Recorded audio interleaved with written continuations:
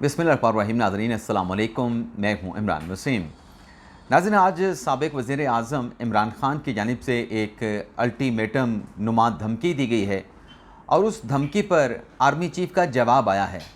इमरान ख़ान ने क्या धमकी दी है और उस धमकी पर सिपह सलार ने क्या जवाब दिया है, एक तो इस मामले की जो डिटेल्स हैं वो आप नाज़रीन की खिदमत में पेश करेंगे।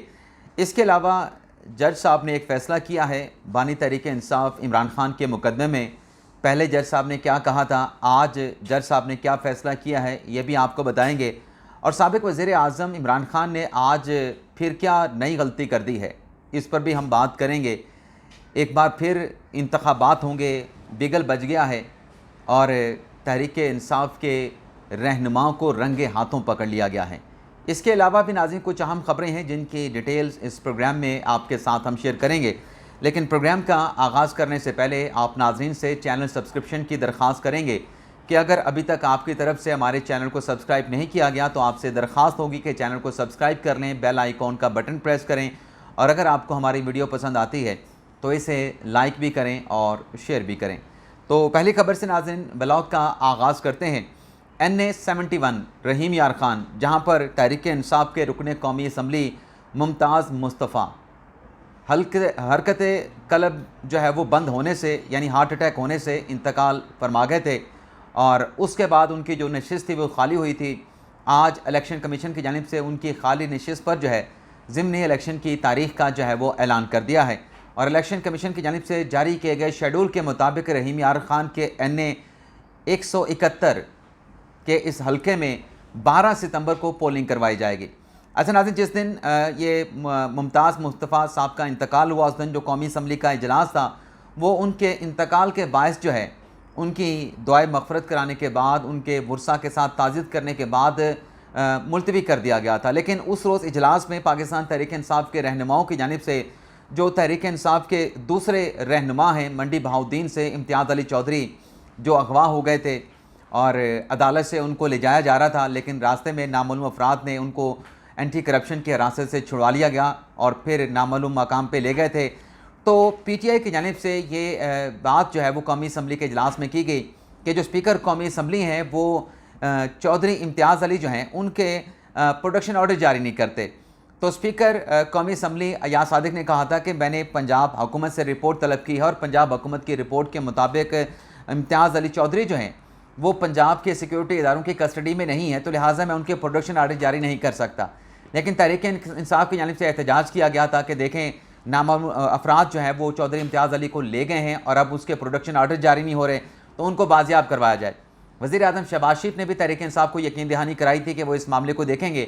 आज नाज़रीन डेवलपमेंट ये हुई है कि इम्तियाज़ अली चौधरी उन्हें मुल्तान एयरपोर्ट से गिरफ़्तार कर लिया गया है। जो मैंने थंबनेल पे लिखा ना कि तहरीक इंसाफ का रहनुमा रंगे हाथों पकड़ा गया, तो ख़बर ये आई है कि एंटी करप्शन ने इम्तियाज़ अली चौधरी को मुल्तान एयरपोर्ट से गिरफ़्तार किया है और वो जो रिपोर्ट हुआ उसके मुताबिक वो मुल्तान एयरपोर्ट से कतर रवाना हो रहे थे, कतर फ़रार हो रहे थे। तो वहाँ पे उनका चूँकि नाम जो है वो स्टॉप लिस्ट में था, तो वहाँ से उनको गिरफ़्तार कर लिया है महकमा एंटी करप्शन के हुकाम की जानिब से। तो एक नाज़रीन ये डेवलपमेंट हुई है। इसके अलावा नाज़रीन जो मैंने थंबनेल पे लिखा कि बानी PTI से मुतल्लिक, बल्कि जो मैंने इंट्रो में भी कहा कि जज साहब ने पहले कुछ कहा था लेकिन आज कुछ और फैसला सादिर फरमा दिया है। तो इमरान खान और बुशरा बीबी साहबा की जो तोशा खाना 2 रेफरेंस केस में जो गिरफ्तारी हुई थी, जिसके खिलाफ इस्लामाबाद हाई कोर्ट में पटिशन दायर हुई थी और जस्टिस मियां गुल हसन औरंगज़ेब और जस्टिस अरबाब मोहम्मद ताहिर पर मुश्तमिल बेंच ने आखिरी समाअत पे PTI के वकला से ये कहा था कि नैब को हम नोटिस तो जारी कर रहे हैं, लेकिन नैब की जानिब से अगर ये रिपोर्ट पेश की गई कि इमरान खान साहब इस केस में शामिल तफ्तीश नहीं हुए हैं तो इस सूरत में आपकी दरख्वास्त को खारिज कर दिया जाएगा। आपकी दरख्वास्त नाकाबिल समाअत करार दे कि हम डिसमिस कर देंगे। आज इस केस की नाज़रीन समाअत हुई है और जस्टिस मियां गुल हसन औरंगज़ेब साहब ने यह बताया कि नैब की रिपोर्ट के मुताबिक इमरान खान साहब शामिल तफ्तीश नहीं हुए हैं और नैब के जवाब के मुताबिक जज साहब ने कहा कि इमरान खान साहब ने नैब के हुकाम को यह कहा है कि जो मर्ज़ी कर लें, मैं इस केस में शामिल तफ्तीश नहीं हूँगा। जज साहब ने कहा कि ये तो नाकाबिल अफसोस है, अफसोस की बात है कि मुल्ज़म ये कहे कि वो शामिल तफ्तीश नहीं होगा। इस पर नाज़रीन इमरान खान साहब के जो वकील थे सलमान सफदर, उनकी तरफ से कहा गया कि आप जिस्मानी रिमांड को छोड़ें, आप पहले ये देखें कि नैब का कंडक्ट क्या है, यानी नैब का कंडक्ट देखा जाए इमरान खान साहब जो नैब के केस में शामिल तफ्तीश नहीं हो रहे, उसका जो कंडक्ट है बानी पीटीआई का, वो अदालत उसका जायज़ा ना ले। तो अदालत की तरफ से कहा गया, जैसे पिछली समात में जज साहब ने कहा था कि अगर नैब का जवाब आया कि खान साहब शामिल तफ्तीश नहीं हुए हैं तो दरख्वास्त डिसमिस कर देंगे, लेकिन आज जज साहब ने कहा कि इस नोयत की आपकी और भी दरख्वास्तें इस अदालत में ज़ेर इल्तवा हैं, तो उन पे क्या बना। जिस पर सलमान सफदर ने कहा कि हमारी एक दरख्वास्त है इसी से मिलती जुलती, जिस पर अक्टूबर में समात मुकर्रर है। तो जज साहब ने पूछा कि अक्टूबर में समात क्या कोर्ट ऑर्डर के तहत मुकर्रर हुई है? तो सलमान सफदर ने कहा कि नहीं, हमने अर्ली हेयरिंग की दरख्वास्त दी थी, अर्ली हेयरिंग की दरख्वास्त के ऊपर ऑर्डर किया गया है कि सितंबर में, अक्टूबर में उस दरख्वास्त पर समात की जाएगी। और फिर जज साहब ने यह भी कहा कि एहतसाब अदालत के जज कौन है, तो बताया गया कि ये जो ऑर्डर है गिरफ्तारी के हवाले से, जिस्मानी रिमांड के हवाले से, वो मोहम्मद अली वड़ाई साहब ने दिया है। तो जस्टिस मियां गुल हसन औरंगज़ेब की सरबराही में 2 रुकनी बेंच ने यह ऑर्डर पास किया है कि केस की जो फाइल है वो चीफ जस्टिस आमिर फारूक साहब को भिजवा दी है, और साथ में कहा गया है कि इस नोयत के जितने मुकदमात हैं उन्हें यकजा करके बेंच तश्कील दे दें और इन केसेस को समात के लिए मुकर्रर कर दें। यानी जज साहब पहले कह रहे थे कि हम डिसमिस कर देंगे, लेकिन आज इस दरख्वास्त को दीगर मुकदमात के साथ क्लब करने का अदालत ने हुक्म दे दिया और फाइल जो है वो चीफ जस्टिस आमिर फारूक को भिजवा दी है। इसके अलावा नाज़रीन, इमरान खान साहब से जुड़ी 2 अहम खबरें और भी हैं। अडयाला जेल में जो आज 190 मिलियन पाउंड केस की समात हुई है, जिसमें आज खान साहब के वकला सफाई पेश नहीं हुए, और वकला सफाई के पेश ना होने की वजह से जो आज नैब के तफ्तीशी मियाँ उमर नदीम पे जो जिरा मुकम्मल होनी थी वो जिरा मुकम्मल नहीं हो सकी। तो जज साहब ने, नासिर जवेद राना साहब ने जो मुकदमे की समात है उसे 12 अगस्त तक मुलतवी कर दिया है, और इमरान खान की तरफ से अपने रूटीन के मेडिकल चेकअप की दरख्वास्त दी गई, जिसे जज साहब ने एक्सेप्ट कर लिया है। इसके अलावा नाज़रीन, जो इमरान खान साहब और बुशरा बीबी साहबा के ख़िलाफ़ दूसरा केस है, जिसमें इमरान खान साहब की और बुशरा बीबी साहबा की गिरफ्तारी डाली गई है, उस नाज़रीन तोशाखाना 2 केस में आज बानी पीटीआई और बुशरा बीबी साहबा को पेश किया गया। जज नासिर जवेद राना साहब ने ही इस केस की समात की। इमरान खान साहब के वकला इस केस में भी पेश नहीं हुए। लतीफ़ खोसा साहब थे, इंतज़ार पंजोता साहब थे, लेकिन उनका वकालतनामा नहीं है इस केस में। तो लतीफ़ खोसा साहब ने अदालत से ये दरख्वास्त की कि वकला को पेश होने की मोहलत दी जाए, यानी आज आप मामले को आगे ना बढ़ाएं। लेकिन नैब की तरफ से इमरान खान साहब के मज़ीद 14 दिन के जिस्मानी रिमांड की इस्तदा की गई, लेकिन अदालत ने 14 दिन का जिस्मानी रिमांड नहीं दिया। 11 दिन का बुशरा बीबी का, इमरान खान का जिस्मानी रिमांड दिया, और जो केस की समात है उसे 19 अगस्त तक जो है वो मुलतवी कर दिया गया है। अब आ जाते हैं कि इमरान खान साहब ने जो धमकी दी है 60 रोज़ की, अल्टीमेटम दिया है, पहले तो वो धमकी आपके साथ शेयर कर लें और फिर उस पर आर्मी चीफ का क्या जवाब आया वो डिटेल आपके साथ शेयर कर लेते हैं। ऐसे 8 सवालात आज इमरान खान साहब से सहाफ़ियों ने पूछे हैं। उन सहाफ़ियों का इमरान खान साहब ने क्या जवाब दिया, ये डिटेल और गैर रस्मी गुफ्तगू की जो तफसीलात हैं वो आपके साथ शेयर करते हैं। लेकिन आज इन डिटेल पे आने से पहले एक और नुक्ता भी है, वो भी इस प्रोग्राम में आपके सामने हमने रखना है, जो मैंने थंबनेल पे लिखा कि इमरान खान साहब ने एक और गलती कर दी। तो सहाफ़ियों के साथ अडयाला जेल में गैर रस्मी गुफ्तगू में इमरान खान साहब ने एक तो अपने कल के स्टेटमेंट की वजाहत की कि मीडिया पे ऐसे तासर दिया गया कि जैसे मैंने माफ़ी मांग ली है। कल नाज़रीन जो खान साहब ने कहा था कि अगर CCTV फुटेज मुझे दिखाई जाए तो उसमें अगर हमारे पार्टी के लोग हुए तो उनके खिलाफ़ एक्शन भी लूँगा, उन्हें पार्टी से निकाल भी दूँगा और माफ़ी भी मांग लूँगा। खान साहब ने यही बात की थी। खान साहब ने मशरूत माफ़ी का इंदिया दिया था, इशारा दिया था। इमरान खान साहब ने माफ़ी नहीं मांगी। तो आज इमरान खान साहब ने अपनी वो वजाहत की, क्योंकि कुछ मीडिया चैनल पे कहा जा रहा है, सियासतदानों की तरफ से कहा जा रहा है कि खान साहब ने माफ़ी मांग ली है। खान साहब ने माफ़ी नहीं मांगी है। ये बात बिल्कुल दुरुस्त है, एक्यूरेट है। खान साहब ने कहा कि मीडिया पे ऐसे तासर दिया गया कि मैंने कोई माफ़ी मांगी है। माफ़ी वो मांगता है जो गलती करता है। मैंने कोई गैर मशरूत माफ़ी नहीं मांगी। मैं 12 माह से कह रहा हूँ कि CCTV फुटेज निकालें, सबूत छुपाना जुर्म है, सबूत आपके पास पड़े हैं। अच्छा नाज़रीन, ये जो खान साहब बात कर रहे हैं कि सबूत छुपाना जुर्म है, सबूत आपके पास पड़े हैं, आप सबूत क्यों नहीं दिखा रहे, इसके ऊपर भी अभी मैं आपके साथ एक नुक्ता शेयर करूँगा। खान साहब कहते हैं कि अगर मेरा कोई आदमी CCTV फुटेज में नज़र आया तो मैं माफ़ी मांग लूँगा। तो वैसे नाज़रीन, ये जो CCTV फुटेज में नज़र आने वाली बात है, तो आज इस पर एक ख़बर सामने आई है कि जब सानिया 9 मई हुआ तो सानिया 9 मई के 7 दिन के अंदर 81 वीडियो सामने आई, डिजिटल मोबाइल फ़ोन से बनी हुई CCTV कैमरों की, जिसमें पाकिस्तान तहरीक इंसाफ के लोगों को देखा गया। और पुलिस ने जो मज़ीद शवाहिद इकट्ठे किए उसमें 2046 तस्वीर, उसे भी शामिल तफ्तीश जो है वो तफ्तीश का हिस्सा बनाया गया। 542 मुश्तल मुजाहिरीन के चेहरे, 355 जो है वो नंबर प्लेट्स CCTV रिकॉर्ड पे जो है वो लाई गई। पुलिस हुकाम के मुताबिक PTI के कारकुनों ने 2 करोड़ 4,60,000 के कैमरे और साइट्स तबाह कर दी और 55 लाख रुपए मालियत के कैमरे सिर्फ गिरजा चौक के करीब तबाह किए गए और 400 से ज़्यादा शवाहिद अदालतों में जमा करवाए गए। जो खान साहब कहते हैं कि शवाहिद नहीं है, तो पुलिस का मौक़िफ़ यह है कि मुकम्मल शवाहिद जो है मौजूद हैं।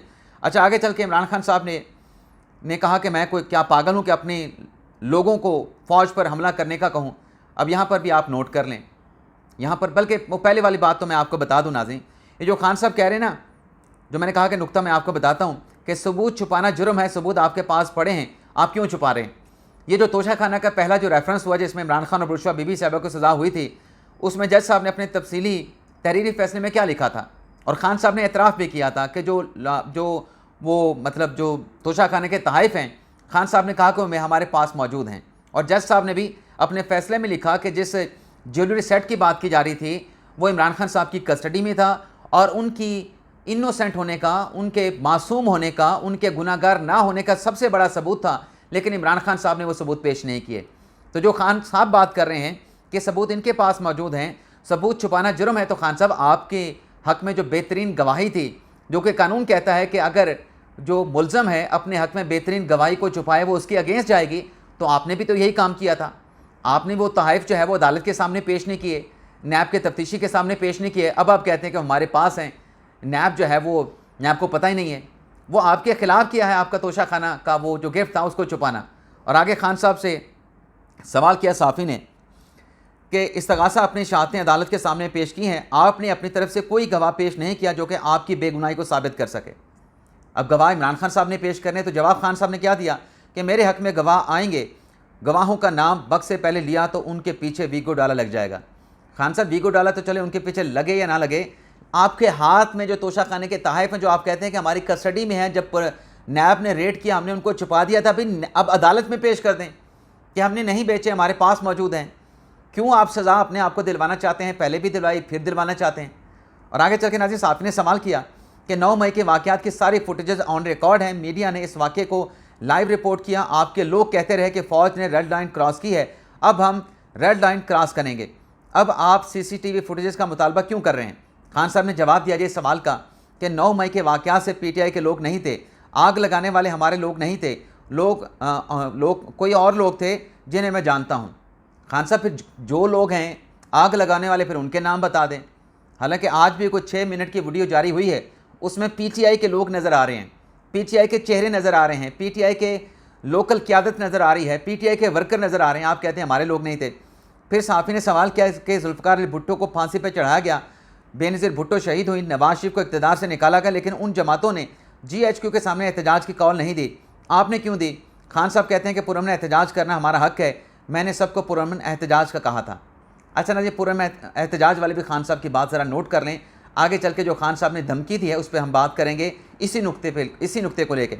आगे नाज़रीन साफ़ी ने उनसे सवाल किया कि आपके खिलाफ जितने भी केसेस के फैसले हुए आपको अदालतों से रिलीफ मिल गया, अब आपके और इस्टेब्लिशमेंट के मबाइन एक ही इशू है, वो 9 मई का है, वो भी अपने मौके पे कायम है, आप भी अपने मौके पे कायम है, कोई तीसरा रास्ता बता दें ताकि इस मसले का हल निकल सके। इमरान खान साहब ने क्या जवाब दिया। खान साहब कहते हैं कि मैं भी चाहता हूँ कि अमन हो, मुल्क में इस्तेहकाम हो, 9 मई पर हम सिर्फ इंसाफ चाहते हैं। क्या खान साहब वाकई अमन चाहते हैं? करते हैं आगे चल के बात, इसका एनालिसिस भी करते हैं। नून लीग के सेनेटर इरफान सदीकी कह रहे हैं कि आपसे बात करने का वक्त ख़त्म हो गया।